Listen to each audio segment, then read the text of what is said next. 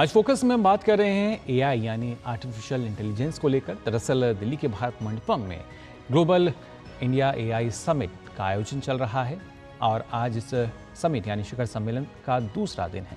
इस शिखर सम्मेलन में एआई शिक्षा, वैश्विक दक्षिण को सशक्त बनाना, स्टार्टअप और उसके साथ साथ डेटा इकोसिस्टम को किस तरीके से यूटिलाइज हम कर सकते हैं, और वहीं एग्रीकल्चर सेक्टर को लेकर अलग अलग जो सेशन हैं, जो सत्र हैं, उनका आयोजन होगा।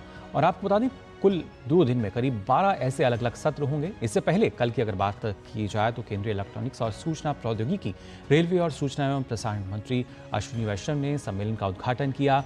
उन्होंने डीपीआई के निर्माण के लिए भारत के अनूठे दृष्टिकोण पर जोर देते हुए कहा कि देश आर्टिफिशियल इंटेलिजेंस के संबंध में इसी तरह का मॉडल अपनाने जा रहा है। केंद्रीय मंत्री अश्विनी वैष्णव ने सरकार एआई के लिए भी कहा कि वो एक सार्वजनिक प्लेटफॉर्म सरकार की तरफ से बनाने की योजना है, जहां सभी संबंधित संसाधन और जानकारी इस्तेमाल के लिए उपलब्ध कराई जाएगी। उन्होंने कहा कि सरकार एक सार्वजनिक प्लेटफॉर्म के निर्माण करने में निवेश भी करेगी, जहां कंप्यूट पावर, उसके साथ साथ उच्च गुणवत्ता वाले डेटा सेट, प्रोटोकॉल का सामान्य सेट, फ्रेमवर्क का सामान्य सेट, तकनीकी और साथ ही कानूनी ढांचे जैसे संसाधन उपलब्ध होंगे। फिर स्टार्टअप, उद्यमी, शिक्षाविद और वे लोग जो कृषि, चिकित्सा, स्वास्थ्य सेवा, शिक्षा जैसे अलग अलग क्षेत्रों के लिए अलग अलग एप्लीकेशंस पर काम कर रहे हैं, अपने प्रयासों को तेज करने के लिए इस साझा प्लेटफॉर्म का उपयोग कर सकते हैं। तो खासतौर से अगर बात की जाए समिट की, जैसा हमने आपको बताया,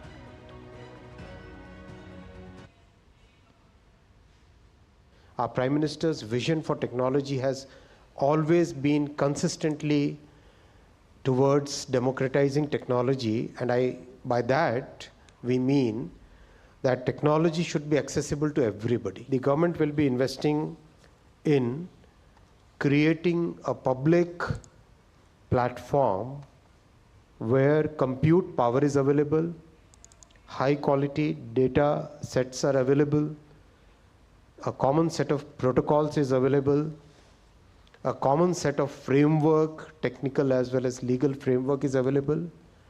Then the startups, the entrepreneurs, the academicians, the people who are working on different applications for a variety of sectors like agriculture, medicine, healthcare, education, people work on those solutions can then use this common platform for accelerating their efforts.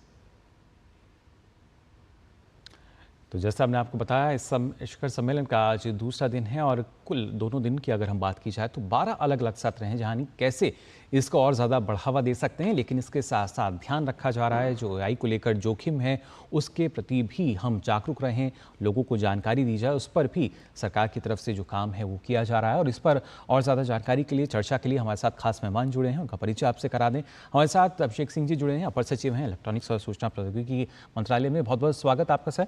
सबसे पहले जानना चाहेंगे कि जिस तरीके से एक अगर देखा जाए तो एक बड़ी उपलब्धि इसको हम मान सकते हैं कि जब पहले सिर्फ बात होती थी एआई की, लेकिन आज इस एक तरीके से सफल शिखर सम्मेलन का जो आयोजन है वो हमारे देश में हो रहा है। बिल्कुल सही। जो शिखर सम्मेलन तो हुआ ही, 2 चीजें हुई हैं कल के बैठकों में और आज भी कंटिन्यूड रहेंगी।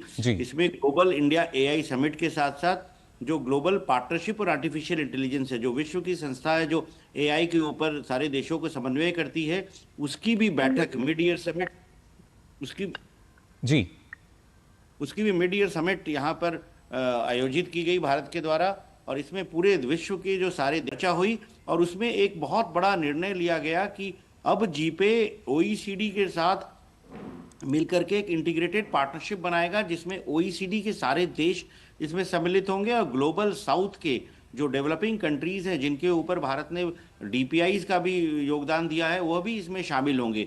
तो कल इस निर्णय के बाद 29 सदस्यों की संस्था जो थी जीपीआई, उसमें 15 देश और जुड़ गए और 44 देश अब इसमें हो गए और आने वाले समय में और भी देश जुड़ जाएंगे। और सारे मुद्दे जो एआई से संबंध में है, कंप्यूट की हो, डेटा सेट्स के बारे में हो, एल्गोरिदम्स के बारे में हो, सुरक्षित, सेफ, ट्रस्टेड एआई बनाने के हो, उसके ऊपर सभी सेशनों में एक्सपर्ट्स के साथ गहन परिचर्चा हुई। जी बिल्कुल अभिषेक जी, और जिस तरीके से करीब 1000 से अधिक जो जीपीआई प्रतिनिधि हैं वो इसमें पहुंचे हैं, एआई विशेषज्ञ इसमें हैं, और कहीं ना कहीं भारत की भूमिका को भी सराहा जा रहा है कि जो भारत है वो एक सकारात्मक, सुलभ और उसके साथ साथ जैसा आपने कहा जिम्मेदार एआई के लिए जो सरकार की प्रतिबद्धता है वो सीधे तौर पर नजर आती है।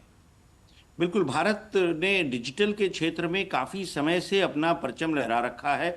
डिजिटल पब्लिक इंफ्रास्ट्रक्चर, जो इंडिया स्टैक की बात होती है, आइडेंटिटी प्लेटफॉर्म की बात होती है, यूपीआई जैसे पेमेंट्स की प्लेटफॉर्म की बात होती है, डिजी लॉकर जैसे डॉक्यूमेंट प्लेटफॉर्म की बात होती है, और शिक्षा और स्वास्थ्य के क्षेत्र में जो टेक्नोलॉजी का प्रयोग करके भारत ने डीपीआईज बनाए हैं, उसके ऊपर पूरे विश्व का इंटरेस्ट है। पूरे विश्व के सभी देश उसको अपने देश में लागू करना चाहते हैं। तो उसी क्रम में आर्टिफिशियल इंटेलिजेंस, जिसमें इंडिया स्किल पेनिट्रेशन में नंबर 1 माना जाता है पूरे देश में, पूरा विश्व भारत की ओर देख रहा है कि कैसे हम एआई इनेबल्ड प्रोडक्ट्स भी बना सकते हैं, जिससे कि हम स्वास्थ्य, एजुकेशन, एग्रीकल्चर के क्षेत्र में और अच्छे लोगों तक पहुंचाने वाले प्रोडक्ट्स का इजाद कर सकते हैं, जिससे लोगों को हेल्थ फॉर ऑल, एजुकेशन और एग्रीकल्चर सर्विसेज आसानी से मिल पाएं।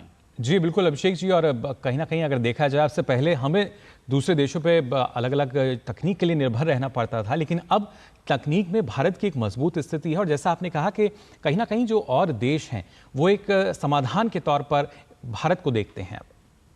भारत सॉल्यूशन प्रोवाइडर है, और जो सोसाइटल प्रॉब्लम्स है, चाहे वो टेलीमेडिसिन के माध्यम से एजुकेशन देना हो, चाहे वो दीक्षा के माध्यम से ऑनलाइन एजुकेशन देना हो, या फार्मा को उनके बारे में क्या सलाह देनी है, एग्री एडवाइजरीज देनी है उनकी अपनी भाषा में, इसमें भारत ने काफ़ी इनोवेशंस किए हैं। और यह जो प्रोडक्ट्स हैं भारत के जो इजाद किए गए हैं, ये न सिर्फ भारत के लिए बल्कि पूरे विश्व के लिए उपयोगी सिद्ध हो रहे हैं। जी बिल्कुल, और इसके साथ साथ लेकिन अभिषेक जी अगर बात की जाए, क्योंकि एआई को लेकर जोखिम भी है, और हमने देखा था केंद्रीय मंत्री अश्विनी वैष्णव ने इस बात का भी जिक्र किया था, इन जोखिम को लेकर किस तरह के जो कदम हैं वो उठाए जा रहे हैं, और किस तरीके के क्या कोई जो गाइडलाइंस हैं वो अब तैयार हो रही हैं? कि भारत का हमेशा ये रहा है कि हम एआई को इनोवेशन के लिए यूज करेंगे, परंतु साथ में यूजर हार्म को प्रिवेंट करेंगे, और safe, trusted and secure artificial intelligence की तरफ हम काम करेंगे। इसको करने के लिए गाइडलाइंस की तो आवश्यकता होती है, परंतु गाइडलाइंस से ज़्यादा असेसमेंट फ्रेमवर्क्स और टूल्स की आवश्यकता होती है कि जो भी एआई बेस्ड सॉल्यूशन डिप्लॉय किया जाए, लागू में किया जाए, लोगों के लिए उपलब्ध कराया जाए, वह उन मानकों पे खरा उतरे। तो उसके टेस्टिंग की आवश्यकता होती है, उसके परीक्षण की आवश्यकता होती है, उसकी ट्रेनिंग सही डेटा सेट्स पे होने की आवश्यकता होती है। और कई बार देखा गया है कि कुछ प्रोडक्ट्स मार्केट में आ जाते हैं बिना टेस्टिंग के, और उनको रोकने की आवश्यकता है, और ये करने की जो उपयोगी प्रोडक्ट्स हैं उसका इस्तेमाल हो, और जो कुछ मिस इन्फॉर्मेशन या फेक न्यूज़ या डीप फेक्स के रूप में जा रहे हैं उनको कंट्रोल करने की आवश्यकता है। जी, और इसके साथ साथ अभिषेक जी अगर देखा जाए तो प्रमुख तौर पर हम फिर चाहे एजुकेशन सेक्टर की बात करें, एग्रीकल्चर सेक्टर की बात की जाए या हेल्थ सेक्टर की बात की जाए, तो शायद ये कुछ ऐसे प्रमुख सेक्टर्स जहां पे एआई का जो इस्तेमाल है, उपयोग है, वो हमें आने वाले समय में बढ़ता हुआ नजर आएगा। बिल्कुल सही। जैसे एजुकेशन में हम दीक्षा में पर्सनलाइज्ड लर्निंग प्लान पे काम करना शुरू कर चुके हैं। टेलीमेडिसिन में और हेल्थ केयर में जो एआई से ट्यूबरकुलोसिस की डायग्नोसिस, ब्रेस्ट कैंसर की डायग्नोसिस, लंग कैंसर की डायग्नोसिस की जा रही है। एआई से जो लोगों को जो ट्यूबरकुलोसिस ड्रॉप आउट रेट्स होते हैं उसको भी कंट्रोल करने में मदद मिलती है। एग्रीकल्चर के क्षेत्र में एआई के एप्लीकेशन में किसानों को कौन सी प्रकार की भूमि में किस प्रकार की फसल लगाई जाए, फसल को कब हार्वेस्ट किया जाए, इसकी जानकारी मिलती है। कितना पानी यूज़ करें इरिगेशन में, कितना हम कितने घंटे के लिए पंप चलाएं, कैसे हम पानी का जो इनपुट्स होती हैं उसको उसमें कंजर्व करें, इसके लिए बहुत आवश्यकता होती है। तो एजुकेशन है, हेल्थ केयर है, एग्रीकल्चर है, मैन्युफैक्चरिंग है, स्किलिंग है, इसमें एआई के बहुत ज़्यादा उपयोग हैं, और ये इन सारे क्षेत्रों को ट्रांसफॉर्म करने की क्षमता रखने वाली टेक्नोलॉजी है। जी बिल्कुल, लेकिन जब हम एक बड़े बदलाव की बात करते हैं उसमें किस तरीके की भूमिका जो है एआई की नज़र आती है, और खासतौर से विकसित भारत की भी अगर बात की जाए, जो उसका आधार है, जो नींव है, कैसे उसको मजबूती मिलेगी एआई से? देखिए, एआई पूरी इकोनॉमी में काफ़ी ज़्यादा कंट्रीब्यूशन करने का एस्टिमेट्स किए गए हैं तमाम स्टडीज़ के द्वारा। जैसे जब हम कहते हैं कि हमारी $1 ट्रिलियन डिजिटल इकोनॉमी होगी, उसमें लगभग 200 से $250 बिलियन एआई के माध्यम से आएंगे, इमर्जिंग टेक्नोलॉजीज के माध्यम से आएंगे। तो इसके लिए भारत में स्किल सेट्स की परम मौजूदगी है, डेटा सेट्स बहुत उपलब्ध हैं क्योंकि हमारे यहाँ डिजिटलाइजेशन काफ़ी तेज़ी से हुआ है सभी सेक्टर्स में। तो जब डेटा अवेलेबल है और स्किल अवेलेबल है तो इसके बाद सिर्फ एक चीज़ रह जाती है, कंप्यूट, और उसको उपयोग करके हम एआई बेस्ड मॉडल्स बना सकते हैं। और कंप्यूट के लिए इंडिया एआई मिशन के अंतर्गत 10,000 जीपीयूज़ का प्रावधान करने का निर्णय लिया गया है। जी। इन सब चीज़ों के माध्यम से जब एआई बेस्ड एप्लीकेशंस बनेंगे तो एआई स्टार्टअप्स होंगी, वह भी काफ़ी ज़्यादा इकोनॉमिक वैल्यू कंट्रीब्यूट करेंगी, लोगों को रोजगार इससे कराएंगी और इससे हमारे इकोनॉमी में बहुत ज़्यादा बढ़ोतरी होगी। जी बिल्कुल। और खास तौर से जब आर्थिक तौर पर हम देखते हैं अभिषेक जी, क्योंकि डीपीआई में हमने देखा क्या एक जो काफ़ी स्ट्रॉन्ग पोजीशन फिलहाल नज़र आती है, एक मजबूत स्थिति जो है भारत की नज़र आती है, लेकिन एआई को इतना सफलतापूर्वक और सकारात्मक रूप से जब हम लागू करने की कोशिश कर रहे हैं, एक प्लेटफॉर्म पे लाने की कोशिश कर रहे हैं सभी के लिए, तो कितनी मदद उससे इस पूरे इको प्रणाली को हमारे मिलेगी?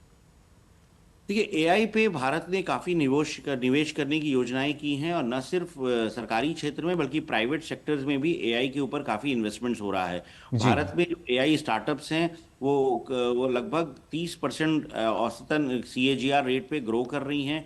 उनको इन्वेस्टमेंट्स भी काफ़ी मिल रहा है, इन डोमेस्टिक भी, इंटरनेशनल भी।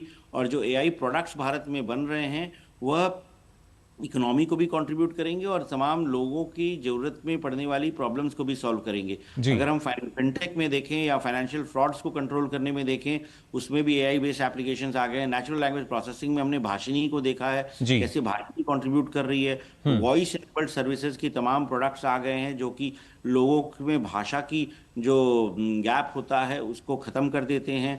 आप किसी भी अपनी मातृभाषा में कोई सवाल वॉइस के माध्यम से पूछिए, उसको वॉइस के माध्यम से जवाब मिलेगा। तो इसके अलावा जो पूरे विश्व में फाउंडेशनल मॉडल्स बनाने का कार्य हो रहा है, जो बड़ी बड़ी जी। कंपनी, उसमें भी बहुत इंडियन ओरिजिन के इंजीनियर्स काम कर रहे हैं। तो इन सब की मदद से इंडिया में भी फाउंडेशनल मॉडल, एक इंडिजिनस फाउंडेशनल मॉडल जो कि जी। इंडिया के डेटा सेट पर ट्रेन किया जाएगा, उसके ऊपर काम किया जा रहा है। कई स्टार्टअप्स ने निवेश किया है इस एआई के प्रोडक्ट्स के क्षेत्र में। तो आने वाले दिनों में ये जो एआई का जो लेयर है वो डीपीआई के ऊपर बनेगा, जी। और हम जो डीपीआई की सर्विसेज को और भी ज़्यादा लोगों के लिए यूजफुल करने में सफल हो पाएंगे। जी बिल्कुल। तो देखिए किस तरीके से और ज़्यादा इसका लाभ मिलता नजर आएगा। फिलहाल बहुत बहुत शुक्रिया अभिषेक जी आपका हमारे साथ जुड़ने के लिए। तो एआई के उपयोग की बात की जाए, किस तरीके से फिलहाल जो